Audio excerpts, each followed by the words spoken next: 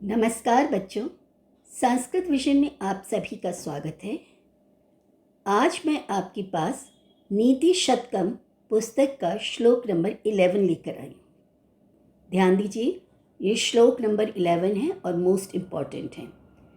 आपके सिलेबस में श्लोक नंबर 1 से 10 तक हैं, लेकिन 1 से 11 तक आपको करना है। रीज़न ये है कि जो श्लोक नंबर 2 है, याम चिंतयामि सततम, ये बुक में दे रखा है एक्स्ट्रा करके, तो 10 में एक अगर एक्स्ट्रा ऐड कर देते हैं तो वो हो जाता है 11। ठीक है, और वो श्लोक भी आपको इग्नोर नहीं करना है। याम चिंतयामि भी इम्पॉर्टेंट है क्योंकि भर्तृहरि के जीवन काल से संबंधित है कि वो कैसे राजसी पोइट बने, तो वो भी एग्ज़ाम में आ जाता है, ये भी आ जाता है। तो इसलिए आपको श्लोक नंबर 1 से लेकर श्लोक नंबर 11 जरूर करने हैं। तो अब हम देखते हैं श्लोक नंबर 11। सबसे पहले देखते हैं इसका प्रोनाउंसिएशन।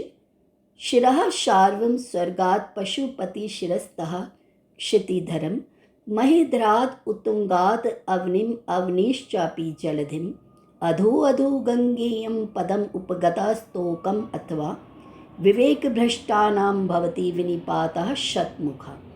ये था इसका प्रोनाउंसिएशन, इसका उच्चारण। अब देखते हैं श्लोक में आए हुए शब्दों के अर्थ। या गंगा, या का अर्थ होता है जो, और गंगा तो आप जानते हैं गंगा नदी।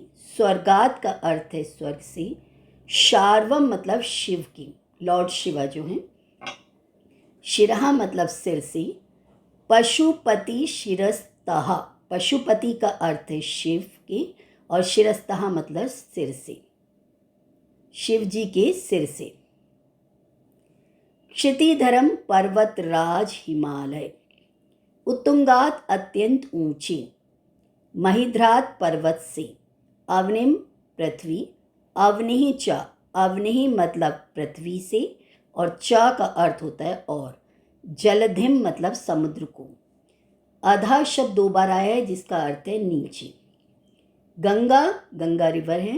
इयम का मतलब होता है यह, और यह कौन है? यह गंगा। उपगता का मतलब पहुंच गई। स्तोकम मतलब बहुत ही अल्प, यानी कि बहुत ही सीमित समय में, टाइम, लिमिटेड टाइम में। विवेक भ्रष्टानाम, विवेक भ्रष्ट लोगों का, यानी कि जो ज्ञान से भ्रष्ट हो चुके हैं, ज्ञान से अलग हो चुके हैं। विनिपातः का मतलब पतन। शतमुखः का मतलब है सैकड़ों प्रकार से, और भवती का मतलब होता है होता है। ये थे हमने वर्ड टू वर्ड मीनिंग। अब श्लोक में राइटर क्या कहना चाह रहा है वो देखते हैं। स्वर्ग से गंगा भगवान शिव की सिर पर गिरी, वहाँ से पर्वत पर, पर्वत से धरती पर, धरती से सागर में गिरती हैं। ठीक इसी तरह बुद्धि से भ्रष्ट लोगों का पतन सैकड़ों तरह से होता है, अर्थात बुद्धि भ्रष्ट लोगों के पतन के सैकड़ों मार्ग हो जाते हैं। तो बच्चों, इस श्लोक में 2 शब्द आए हैं, एक है शार्वम और एक है पशुपति। आपने देखा था ना श्लोक में, ये है शार्वम, शिरः शार्वम, और पशुपति शिरस्तः। दोनों का अर्थ ही शिव है, दोनों का अर्थ ही शिव है। अब पशुपति को शार्वम और पशुपति को, शिव को पशुपति क्यों कहा जाता है, ये हम देखते हैं। शार्वम है शर्व संबंधी, शर्व है शिव जी का नाम, और पशुपति भी शिव जी का नाम है। तो यहाँ शरात वारयति सह शर्व, शर कहते हैं ना तीरों को, जो तीरों को, जो संकटों को, यहाँ तीर से संकट रूपी जो तीर है, जो कष्ट है, जो कांटे की तरह तीर हमारे जीवन में है, उन कष्टों को हटाने वाला। व से वारयति है, शर से शरा। शर होते हैं तीर, जो एरो होते हैं, तो जो तीर चुभ जाते हैं हमें, तीर की तरह जो कष्ट हमारी लाइफ में होते हैं, उन कष्ट, उन तीरों को जो हटा देते हैं, जो हटा देते हैं, उनका नाम है शिव जी। तो शिव जी को शर्व भी कहते हैं। तो शार्वम का मतलब है शिव जी की, शिव, जैसे कुंती से कौनते होता है ना, कुंती का, आपने महाभारत में बहुत बार सुना, उठो उठो हे कुंती नंदन, हे कौनते कृष्ण ने बार बार हे कौनते मतलब कुंती की। ठीक है, तो कुंती से रिलेशन था अर्जुन का, तो कुंती पुत्र। यहाँ पर शार्व शब्द है, तो सिर की बात आई है शिव जी के सिर पर। ठीक है, जब स्वर्ग से गंगा का अवतरण हुआ तो स्वर्ग से कहाँ पर? शिव जी के सिर पर। फिर दूसरा शब्द कहा गया पशुपति। पशुपति का अर्थ होता है पशु नाम पति, पशुओं का जो स्वामी होता है। भगवान शिव को पशुपतिनाथ क्यों कहा जाता है बच्चों?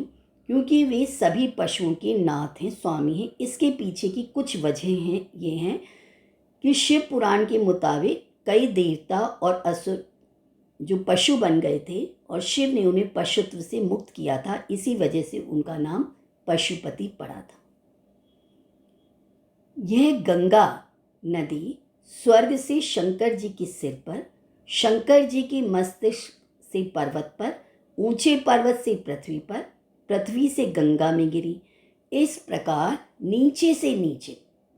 ठीक है, पहले स्वर्ग सबसे ऊपर है, स्वर्ग से फिर लॉर्ड शिवा के सिर पर, फिर लॉर्ड शिवा के सिर से पर्वत पर, और पर्वत से फिर नीचे धरती पर। तो इस तरह से ग्राफ नीचे आता चला गया। आशय यह है कि गंगा जी की भांति विवेक भ्रष्ट लोगों का पतन सैकड़ों प्रकार से होता है, अर्थात विवेक पतित व्यक्ति जब एक बार गिरते हैं तो निरंतर गिरते ही चले जाते हैं।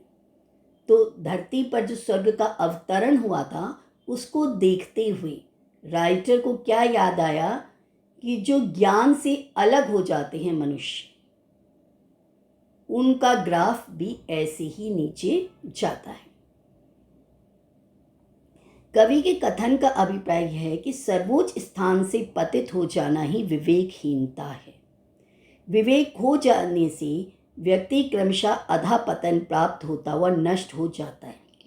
गंगा पहले तो विष्णु पद में लुप्त हो गई, वहाँ से शिवजी के मस्तिष्क पर आई, शिवजी के मस्तिष्क से हिमालय के उत्तुंग शिखर पर, उत्तुंग मतलब बहुत ऊंचे शिखर पर, वहाँ से पृथ्वी तल पर, पृथ्वी तल से फिर सागर में जाकर उन्होंने अस्तित्व खो दिया।